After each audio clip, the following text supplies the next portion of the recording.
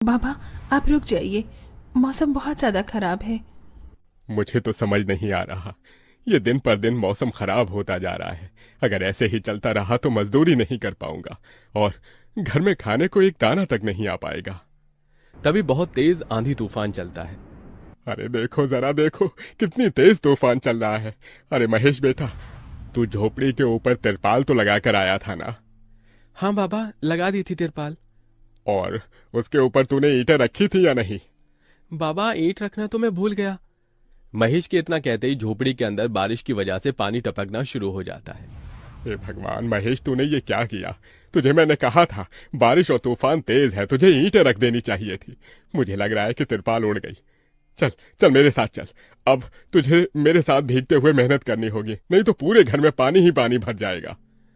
देवेश इतना बोल ही रहा था कि घर के अंदर वाकई छत से पानी टपकने लगा। हाँ पिताजी, आप सही कह रहे हो, चलो चलते हैं जल्दी से।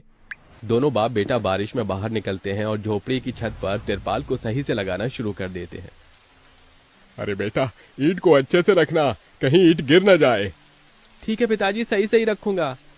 महेश इतना कहकर अच्छे से ईंट से तिरपाल को दबाने लगता है, जिससे छत ढक जाती है और झोपड़ी में पानी टपकना बंद हो जाता है।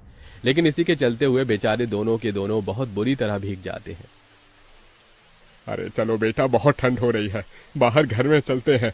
चलो, बरसात में मौसम बिल्कुल ठंडा हो गया है। हाँ पिताजी, आपने बिल्कुल सही कहा, चलिए।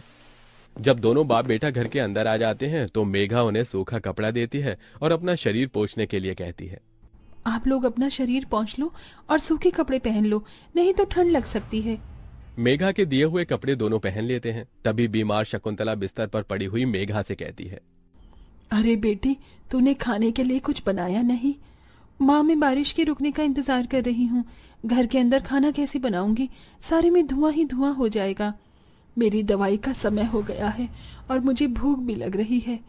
ठीक है माँ, मैं कुछ करती हूँ।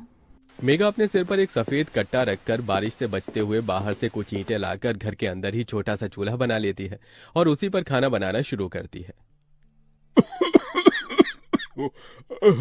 अरे बेटी, पूरे घर में धुआं ही धुआं हो गया है। पिताजी, खाना बनाना भी तो बहुत जरूरी था। मेघा जैसे तैसे करके जल्दी जल्दी खाना बना लेती है। वो खाने में नमक मिर्च वाले चावल ही बना पाती है। माँ, माँ उठो, ये लोग खाना खा लो। शकुंतला मेघा के हाथों से खाना खाती है। शकुंतला के पूरे शरीर को पैरालाइज हुआ था, जिसके कारण ना तो वो हिल सकती थी और ना ही वो उठ सकती थी।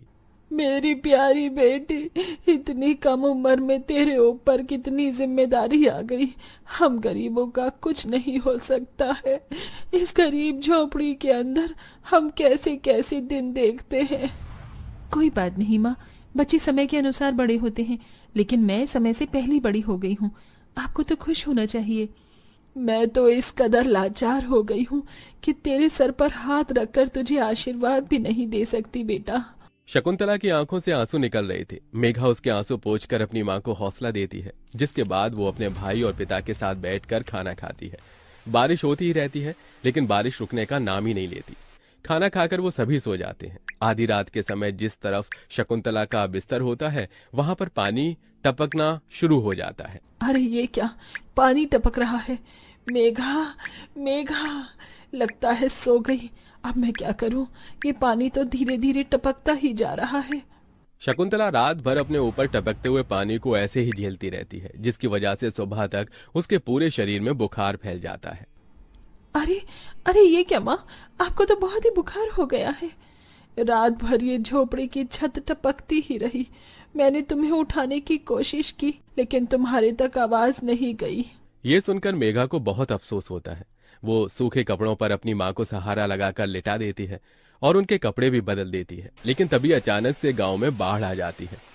अरे अरे ये क्या हो, यहाँ तो पानी भर रहा है। अरे लगता है गांव में बाढ़ आ गई है। अरे हम लोग क्या करें? अरे बेटा महेश, अरे भाई, अपनी माँ को कंधे पर उठा, नहीं तो हम सभी बह जाएंगे। अरे पानी में कोई जुगाड़ करता हूँ बेटा। देवेश फौरन घर के बाहर जाता है। जहां वो आसपास देखता है, उसे एक रेडी दिखाई देती है। देवेश उसे लेकर आता है, जिस पर शकुंतला को लिटा देता है। अरे चारों तरफ पानी ही पानी हो रहा है, हमें अब यहाँ से जाना होगा, नहीं तो पानी में हम डूब जाएंगे। तभी अचानक से उनकी झोपड़ी पानी में डूबकर बह जाती है। हमारी